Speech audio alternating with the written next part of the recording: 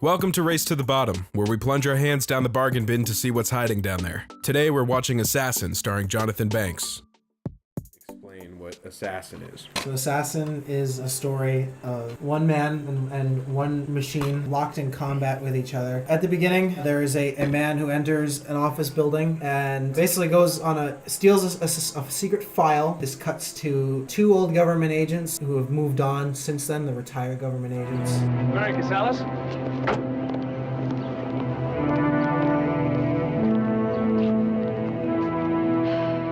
I don't have anything to do with the agency anymore. Robert Golub. I'm retired.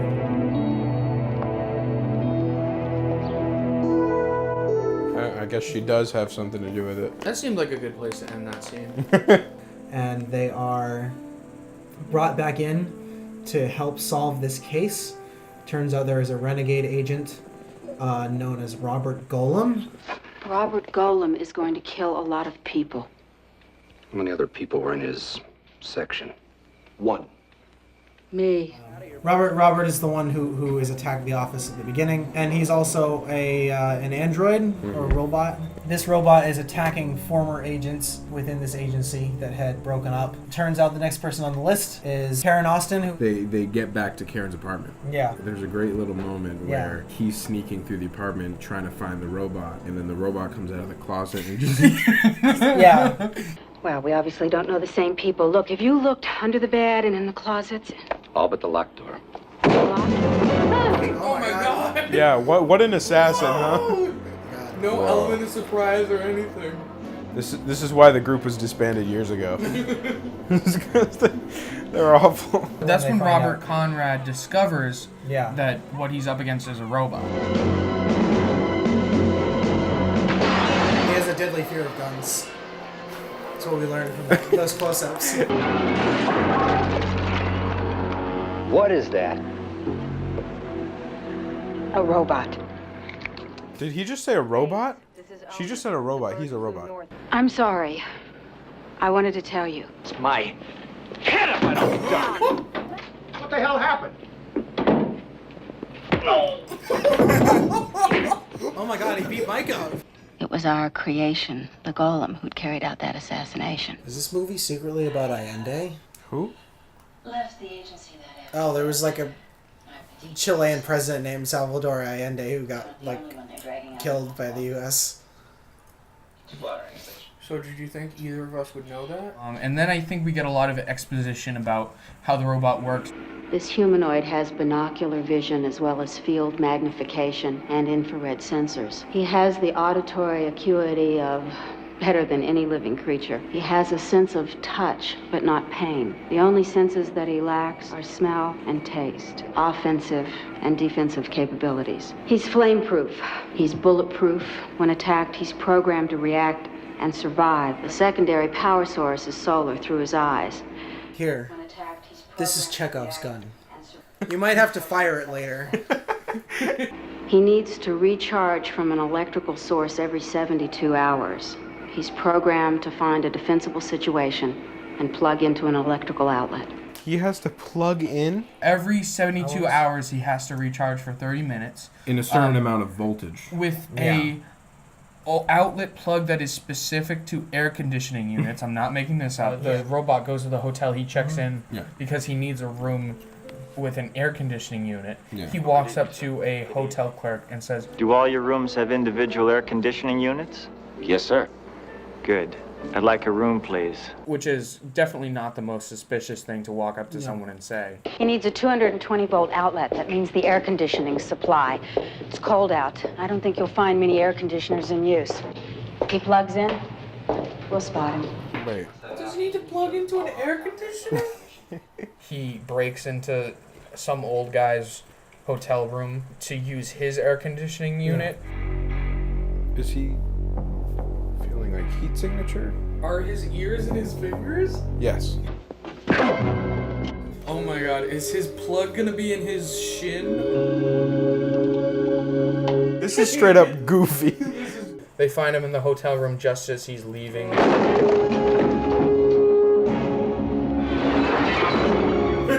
Goofy smile. The guy who built him taught him how to make love, and Karen says it's because he can use it for cover. This thing has the finesse of a flintlock. It's a good thing your robot doesn't use a gun. He can shoot out a candle flame at 200 feet. Great. Can he make love to a woman? Mm-hmm. And then Robert's like, who christened him after they explain that? Did Dewberry christen him? Mm-hmm. The Robert I can understand. It's close to robot. They named him Robert because he's a robot. Robert sounds like robot. Right. Yeah. And when Which when is- you hear Robert, you think... Oh, that guy must be a robot. Right. On the way here, James was saying that they should have named Robert Golem Andy the Android.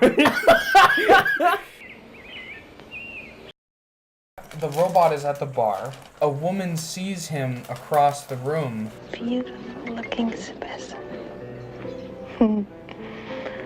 Why don't you just turn this way and make me happy? Oh, he's gonna plug in tonight. Were you speaking to me? No, I was just thinking out loud. You know what just happened? She stared at him, and there was a zoom in on his ear, not because she was attracted to his ear. Are you new in town?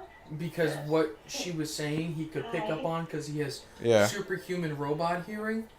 And she was doing that thing that every woman does when they're attracted to a guy they see across the room, is they say, "Oh boy, would I like a slice of that?" And he's like, "With cheese?"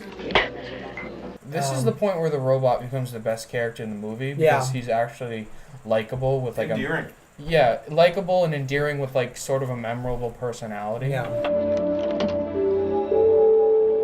Bob. May I come in? By chance, do you have a 2700 voltage air conditioner? You got something I can plug into? And she goes, I sure do. Are those bullet holes? Powder burns. It's like the meme where it's like stable relationship, air conditioner. Oh, who knew describing a meme could be a good, hearty laugh? Can I get you a drink? Yes, please. Okay. Motor oil. Yeah. This is like the crying game, except instead of finding out he has a dick, she finds out he's just got the plug. Boy, if I had a nickel for every time this happened.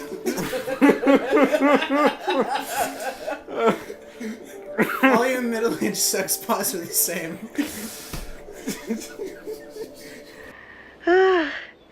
You sure never get tired. I can vouch for that. He almost winked. He was that close to winking. Because she also finds him to be a more authentic person. She turns to the camera and she says, I'd like you to know I think you're a wonderfully exciting man, and that's a real rarity these days. Almost every guy I meet is pure plastic. I'd like you to call me anytime. and then after that, the leader of the agency is going to be targeted. Lance here claims that my life is in danger from one of his agents. Is this a psycho in L.A., Cal? Bottom line, this is not agency jurisdiction. We never spoke again after that day. Meet Marcus Blarkus. Today.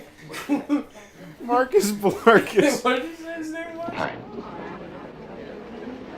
Say bye-bye, Blarkus.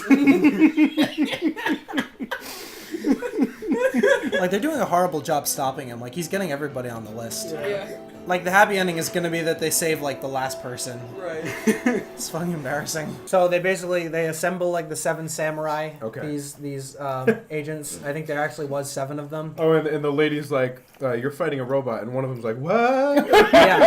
Yeah, the like stereotypical snarky black one. It's like he's just like, oh come on, you know. It's like that. Not really. Like they're just like, they just told him to play it like that.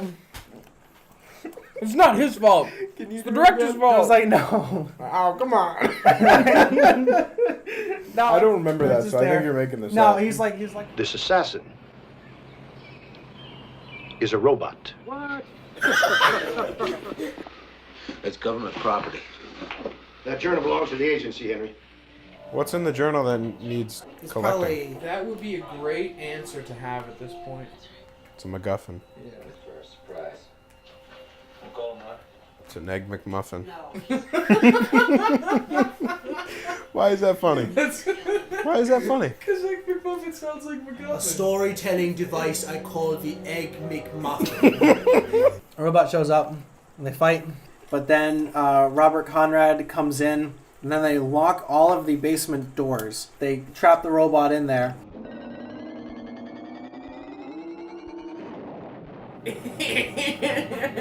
Wow, that's really dumb. Wait, what? He blew up because he was spinning. No, he got locked in. He was trying to get out. Locked in what? Locked in that basement. Who cares? He blew up. Wait. No. Wow, that's actually like a really bullshit ending. If he's unable to complete his assignments, then like that automatically shuts him down. And then they locked him in the basement, and then when he realized that he couldn't escape, he realized that he couldn't finish his assignments. And then that kind of fucked him up. So he self-destructed. He couldn't have burst through. Zooming around the room. He couldn't have burst through the floor, like. And the movie's over. Look. But they wasted some of their budget on an explosion. At least there's that. We did see a pretty cool explosion, so that kind of made up for it. A little bit, yeah. Like it was a feast for the eyes, regardless of. Always are. Regardless of context, the explosion was glorious. I'm going to rate this movie out of 5. I'm going to give it 1.5 out of 5. Robert sounds like robot jokes. Dan, what would you rate this movie? I'm going to give this movie 1 out of 5 air conditioning units. I am going to rate this with 2.5